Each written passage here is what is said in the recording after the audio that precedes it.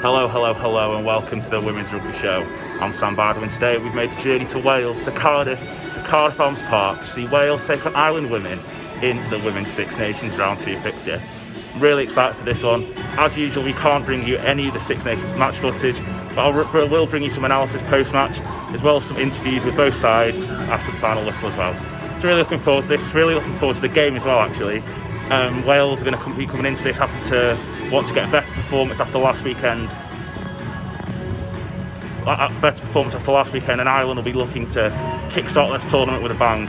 They've got a fair few in-form England Premier 15s players, and that will hope to push them over the line against Wales, who are stacked full of them.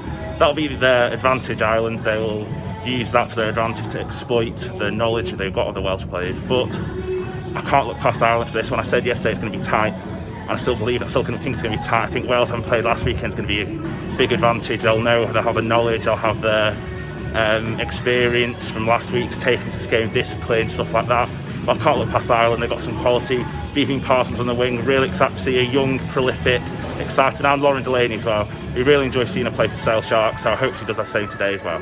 But for Wales, Hannah Jones, we love her watching her play for Gloucester Hartpury. There's a lot of Gloucester Hartpury contingent here playing today for Wales, and you know how much we love them at the Women's Rugby Show. We're there all lot, so fingers crossed, good luck to them as well. Should be a great game, but and now the national anthems, all of that stuff before we get into the game. Obviously we can't bring it to you, but we can bring you that analysis after the game. Stay tuned.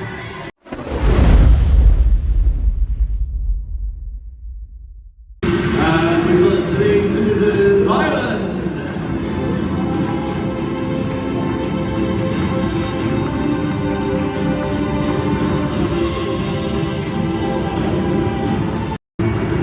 Please welcome your team, Kerry Wales.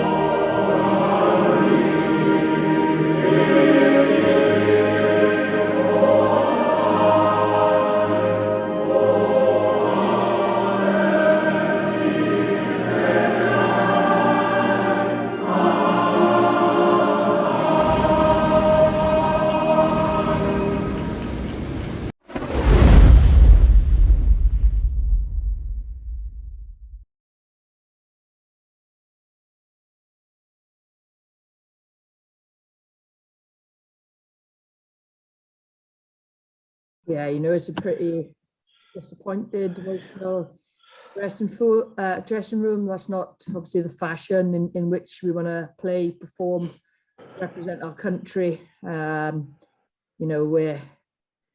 disappointed in our performance, the way we played, especially that first half. We left a big mountain to climb. So yeah, it's nothing but a disappointed dressing room today. No, I wasn't surprised. Credit to Ireland that they're a good side and they've obviously been working hard. But that's no real excuse for our performance. As individuals and as a team, we can't miss tackles. We've got to have front football. We've got to get some momentum. It's always going to be a tough day if we're not creating a platform for ourselves or making our shots. So and we've got to win our set piece. So, at the same time, credit to Ireland. They played very well today. They threw everything at us. But we didn't make it easy for ourselves. We made it difficult for ourselves, if I'm being completely honest.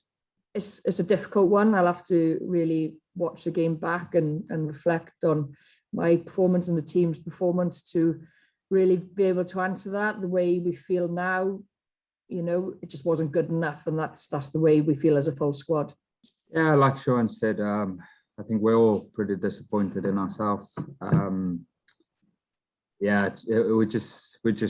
We weren't good enough today, unfortunately. We started incredibly slow. And again, credit to Ireland. They took their opportunities, and they took all three of those opportunities very early on as well. Unfortunately, look, we're all very disappointed in the changing room. We all need to go and critically review ourselves individually. I need to do that myself. My coaching team, management, players, all of us, we were just not good enough today. But at this level, 96 points in 2 weekends, and not scoring any tries either. So no, it's pretty painful. And like I said, we're all disappointed. And as a group, we got to really step it up. We got to go away. And like I said, critically review ourselves and then we got to turn it around pretty rapidly.